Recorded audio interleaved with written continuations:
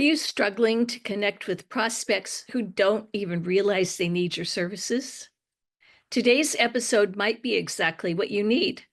I'm talking with Nick Eckert, founder of SR Training and Consulting, who takes a fascinating approach to finding and converting clients in the industrial safety space.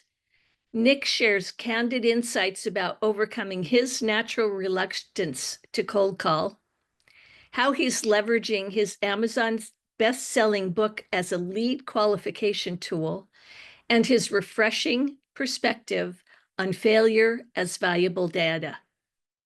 But what really stands out is his clever technique for opening prospects' eyes to problems they don't even know they have, a challenge many consultants face.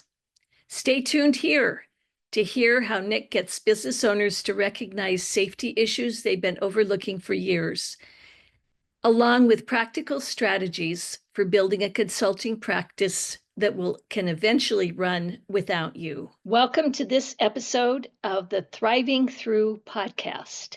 Today, my guest is Nick Eckert with SR Training and Consulting. Nick, I'm so glad to have you here today. I appreciate you letting me come on and talk through some of these things with you. Wonderful. Well, I want to start out. It's a question I ask almost every podcast guest. What was your path to becoming a self-employed consultant? Well, for me, it really started decades ago with my dad. I started out, as everyone does, with their summer jobs as a kid, and I'd come home and complain. And my dad would always say, when you make the rules and you own the company, you can do whatever you want. Then went on to my big boy career and did a lot of training and working with larger companies, and decided that there's a lot of benefits smaller groups can have from this. And I think I have the knowledge to give it to them. So I decided to step out on my own and start working with the small companies, medium-sized companies, to bring my knowledge to their level. Okay. And you also, when we talked earlier, you mentioned that you didn't really want to have somebody tell you what to do. Correct. Yes. There's a lot of large companies, and there's bloat behind all of their programs where it doesn't always protect the employee. It's more about protecting the company. And it just adds layers of complexity that doesn't help, at the end of the day, the employees that really need it. So I wanted to get away from that and start cutting out all the garbage and get down to what really matters. Awesome. Cool. Who is your ideal client? It's a small to medium-sized business, usually less than 150 people. And it's the owner, the HR, the operations manager, whoever it is, wearing the 5 or 6 different hats, one of which happens to be safety. And they might do that 5% of their day, but it's what they're responsible for. And they may not know how to do it well, and they may not know what they don't know. And that's really where we want to partner with them and help them understand the requirements and how to do it in a way that doesn't hinder production and helps their bottom line. Okay. So you're dealing mostly with manufacturers? Manufacturers, industrial companies, pharmaceutical, we'll deal with about everybody. We've got comfort with everything from mining to construction to manufacturing. Okay. All right. Good. And the problem you solve for them is that safety is one of the hats they wear, and they may not necessarily know how to do safety properly. Yes, so OSHA is a 4-letter word, and we all know OSHA is responsible for safety, but what's that really mean for a small company? When does safety start to matter? And when do the rules and regulations apply to them? So that's really what we're trying to help them understand. Where is the minimum line for them? But how do we step beyond that and really make this a world-class culture for a small to medium-sized business? Okay. And you said something about OSHA, the OSHA manuals. Yes. So OSHA's got several different books depending on what company and type of industry you work in. So if you're a general industry, basic manufacturing and things, you're in that 1910 bucket. If you're in construction, it's 1926. And they're, 3-4 inch thick manuals of legal regulations you need to know and follow. No one reads it. No one understands how to read it. And if your job is to make a product or to do the HR for a company, it's really difficult to sit down with that book and understand what's it really mean? What is a black and white standard versus a gray standard? What does shall really mean in the context of how it's written? So breaking that down in a simple conversational way and making safety easy, that's a difficult concept. Great. Okay. Now shifting back to you building your practice. Tell us a story or two about the biggest challenges you've faced building your practice and how you've overcome them. The biggest one for us from day one was understanding how do we even get clients? No one wants to get a cold call. No one wants to hear about us. So how do you get in the door in the first place? And it's not fun. As anyone will tell you, you have to go out and sometimes literally go knock on doors. It's not comfortable. I don't like doing it. I'm not by nature an outgoing individual. So for me to go randomly talk to strangers, it's not comfortable. It's not easy. And how that conversation progresses from, hey, does your OSHA stuff work well? To, okay, I understand that you might not be looking for a safety consultant, but what do you have today that kind of makes you uncomfortable or scared about your job?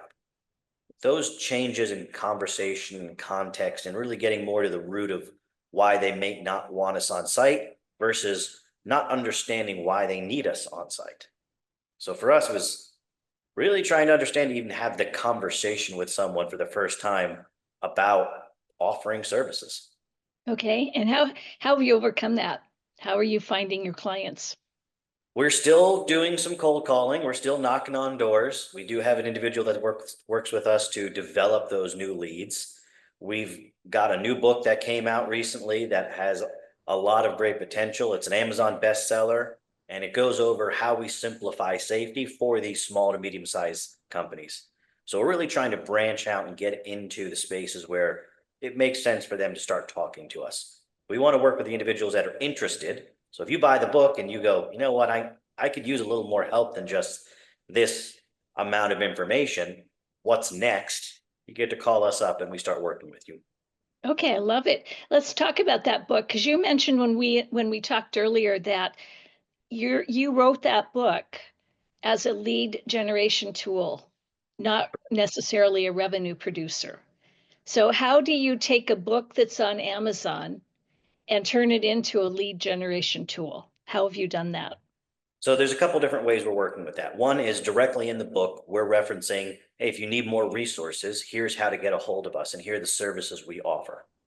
Second part of that is running ads where we'll give you potentially a free gift if you sign up for our newsletter.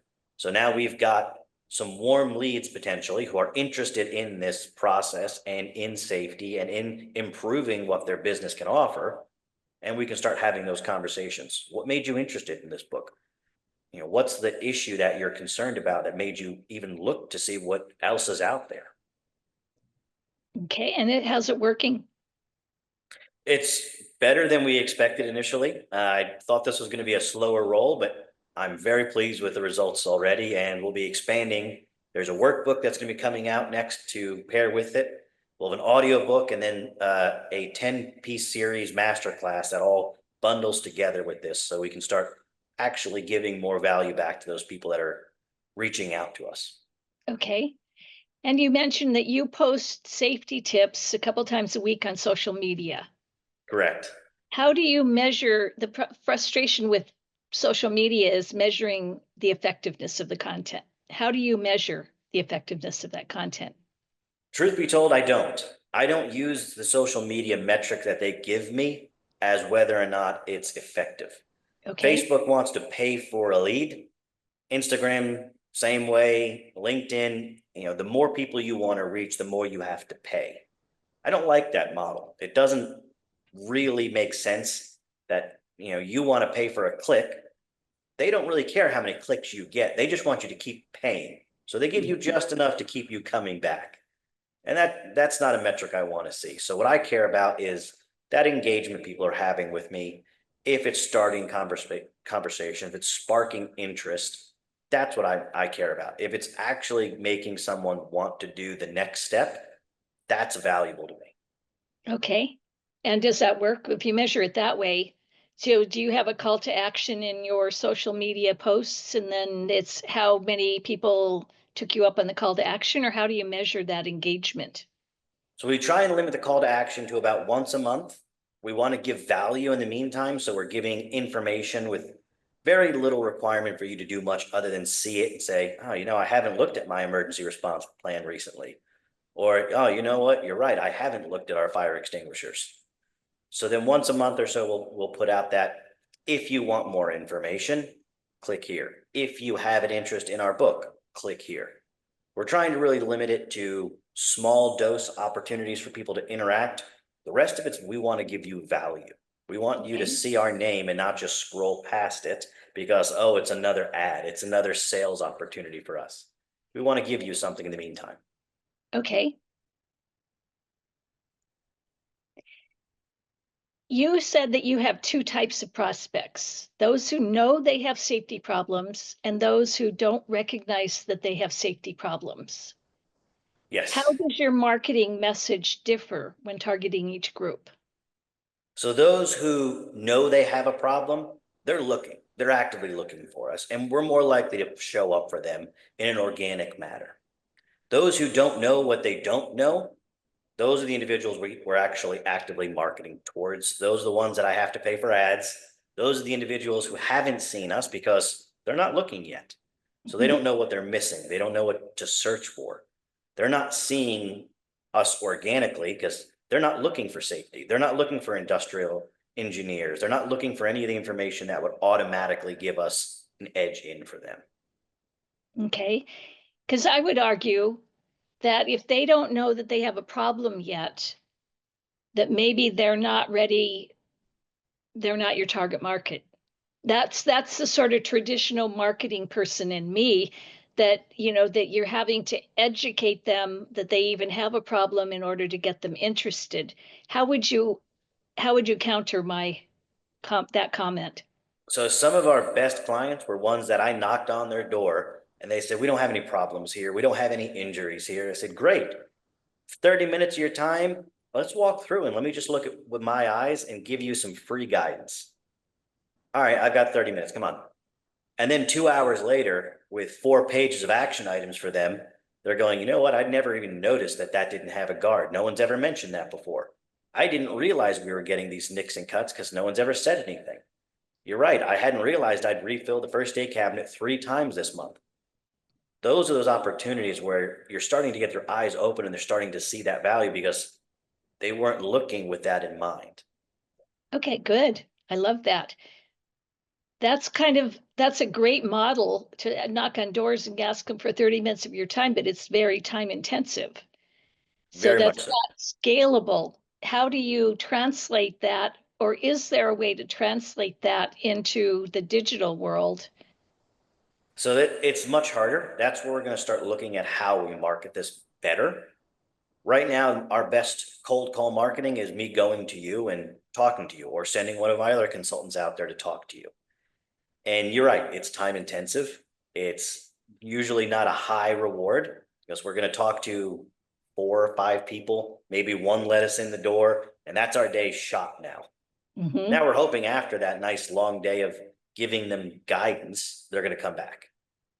How I translate that to the online world, I don't know yet, just to be honest. Uh-huh. I am not great with tech and we're winging our way through it painfully. Okay. Yeah, you're not alone. You talked about an ascension model from social media to books to online courses and consulting. So tell me Yes. more about sort of why you're developing an ascension model and where you are in that process. So for us, it's making sure we have a qualified lead realistically, making sure I understand that the individuals that are out here looking for the freebies and the time and the 30-minute calls make sense, where I'm going to put the energy and effort there. So that's really what we're looking at, is just trying to qualify those individuals. Some people are just out there looking and really aren't ready to make the leap. They're going to look at the book, they're going to read the book, and they're going to go, no, I'm not ready for this. That sounds like too much effort. Okay, great. You're not going to call me back. That's fine. But I want to weed you out early. I want to get rid of those time wasters if I can and focus on the people that actually have an issue or actually want to make a difference in their work environment. So for us, we're starting that social media campaign. We haven't gotten to the drip campaigns yet with emails. We're still building our lists, still getting those individuals that are interested. We've got the book out there. The workbook comes out, I think, in 2 weeks. From there, the audiobook will be about a week or two behind that. And then our master classes will start coming out. And we're going to start building groups where you'll get 2 to 3 times a month consulting in group settings online, where we'll talk through different topics. So this month might be forklift safety. So we'll talk to you about pre-operation inspections, what medical surveillance needs to be done, all these different things that all of this group of individuals are looking to get corrected for their business. So you're trying a bunch of different things. Try and get a little bit of information out in all the areas until I understand where the most value is. Okay. So you've got some people, probably a lot of people who have entered your funnel in one way or another, but aren't ready to become consulting clients yet. What do you do to nurture those clients? So that's where we'll get them into a drip campaign and that constant social media engagement where we're giving value for you just being there and seeing us as you scroll past and that endless doom scrolling we all do. Then it'll be that email drip campaigns where you'll get 2 emails a month. One's going to be a safety information where here's the topic of the month we're talking about in these other groups that you're missing out on. And that second email will be just another free resource where, hey, OSHA put out some guidance on fall protection. Here's what you need to know about it. Okay. But that is in the process. You're not quite there yet. Correct. We want to get a few more names in the funnel before we start putting the time behind that, because it does take some effort to curate that and develop all those resources. Exactly. You have identified specific seasonal patterns in your business. And you said, if I recall, that it's the end of the year and the beginning of the year that tend to be slow. Correct. So a lot of times what we'll see there is the end of the year, people are freezing their budgets before they have to put out their earning calls and everything else, or making sure that they've got enough money to close the year when there's very few working weeks left. Or it's the beginning of the year, they have it all frozen because they're still trying to figure out what the budget for this year is going to be because they didn't plan to be in business or they didn't know what they were going to be doing come the end of the year. So for those areas, we're a little slower. And that's a lot of our cold call time where we're going out and knocking on those doors. I know it's a lot less opportunities out there, but the people that are still working still have an opportunity to learn about safety, get an opportunity to improve their safety, and see if we can get in the door with them. Okay. And then they might have a little more time. Maybe it's at end of the year, possibly. Potentially, there's usually some days that they're not running full production because people are taking off for family vacations and going to visit for Thanksgiving and Christmas. Makes sense. You have a we don't recognize we have a problem issue with your prospects. Well, the question is, when prospects say, we've been doing this for 20 years and no one's gotten hurt, what specific responses have you found most effective at shifting their perspective? So there's a couple different things, and it really depends on the industry, what makes most sense. For some of the heavy manufacturing constructions, I like to use a little bit of humor, so I'll tell them, they've been running with the bulls for 200 years. Doesn't mean it's not incredibly stupid. Just because you've done it for 20 years doesn't mean it's not incredibly stupid.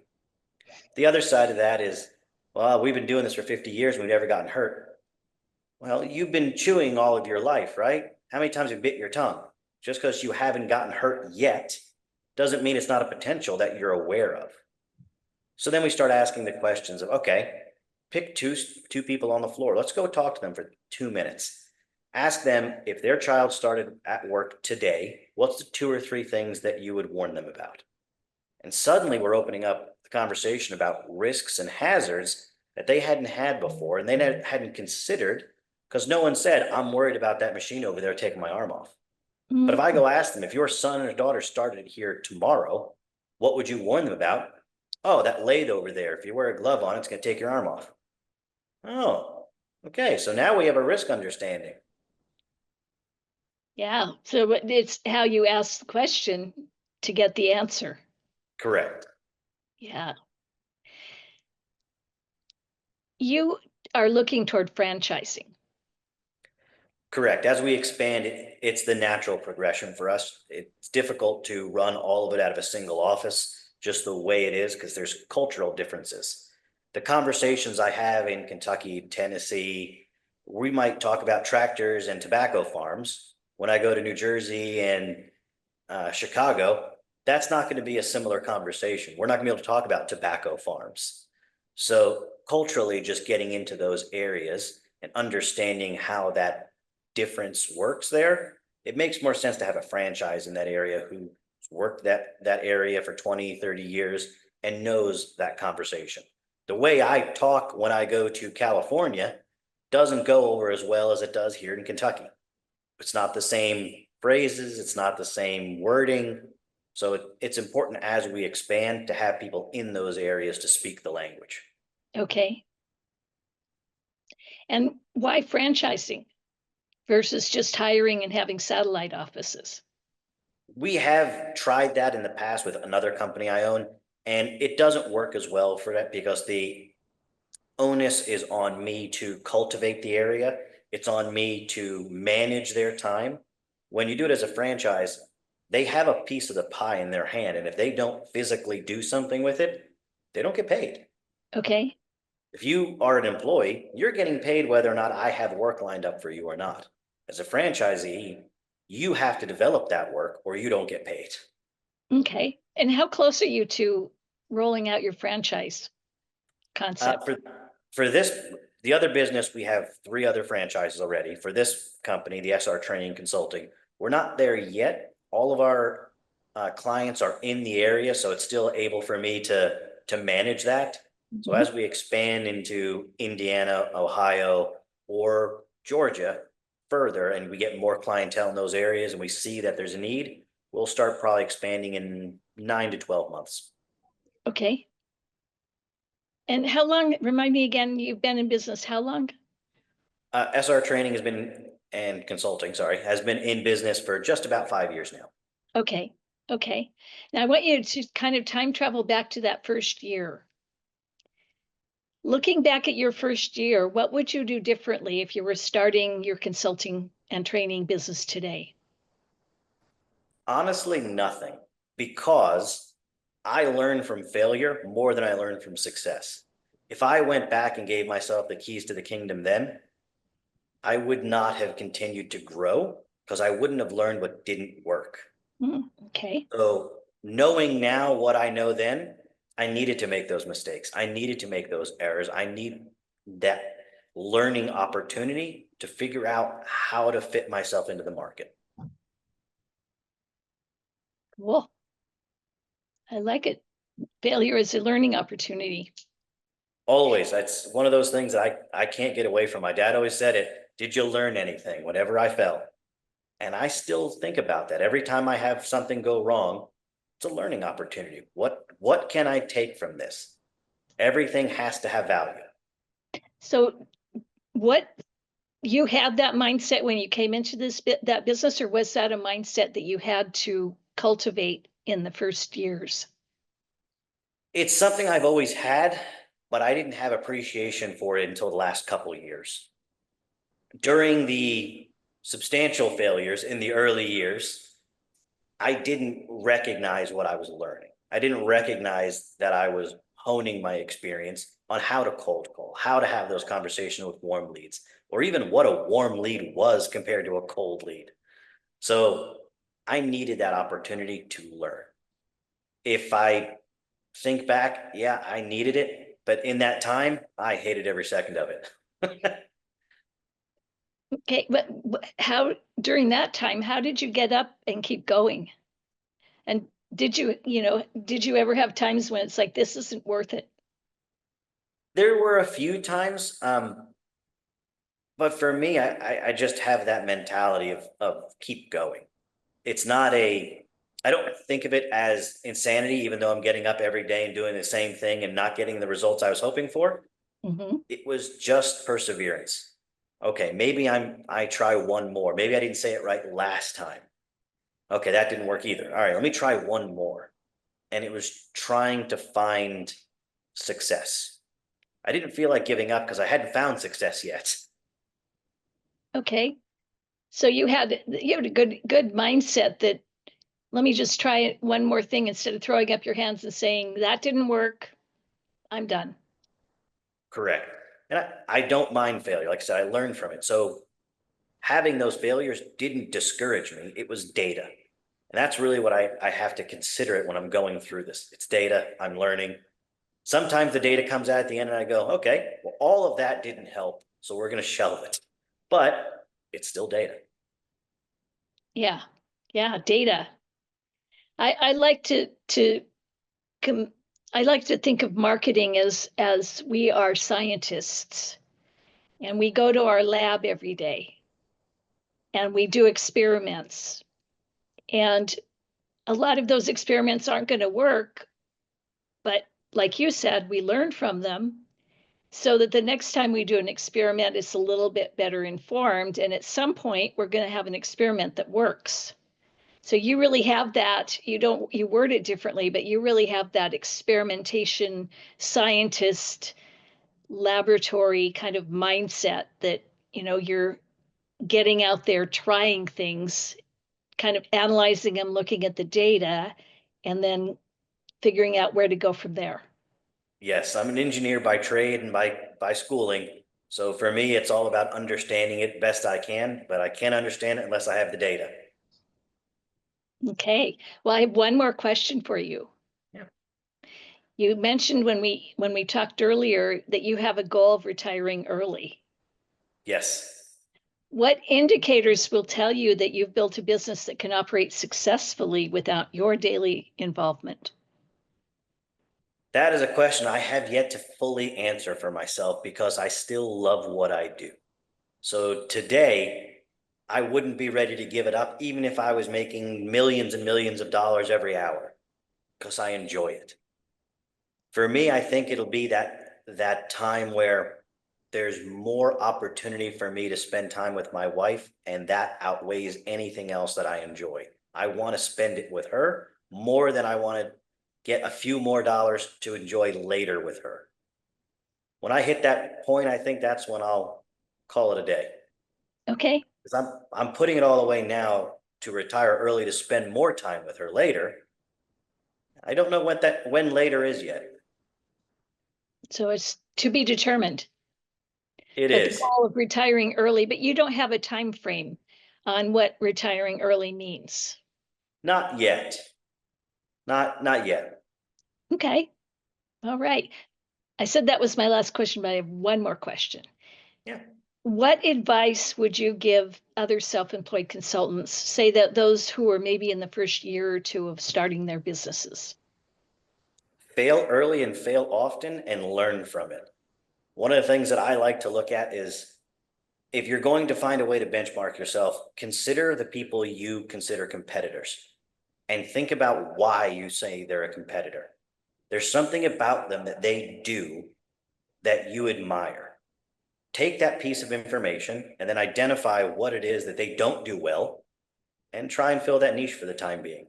Give yourself the opportunity to piggyback off them if you have to, but learn from everything. Fail as often as you can, but learn. Okay. Fail often and early and learn and look at your competitors, but not as competitors. So it's looking at your competitors to what you can learn from them. They're doing something right, or you wouldn't consider them a competitor. So think about it, figure out what they're not doing well enough that you can do better. Don't try and beat them on their level, they're already there. Find your own where you're Yep. unique. Very good. Well, thank you very much for being a guest on the Thriving Through podcast today. And that is a wrap. What a fantastic conversation with Nick Eckert. If there's one thing I hope you take away from today's episode, it's Nick's mindset about failure. As he so eloquently put it, fail early and fail often and learn from it. That perspective transforms setbacks from discouraging moments into valuable data points that inform your next steps. If you're in the early stages of your consulting business, I encourage you to adopt this experimental mindset. Try different approaches with your marketing client acquisition, analyzing what works and what doesn't work, and keep iterating. Look at your competitors not as teachers, not as threats, but as teachers. What are they doing well that you admire? And what gaps can you fill that they're missing? If you liked today's episode, click subscribe on whatever podcast platform you use so you don't miss future episodes. And leave me a review in your podcast app or on YouTube. Until next time, keep thriving through.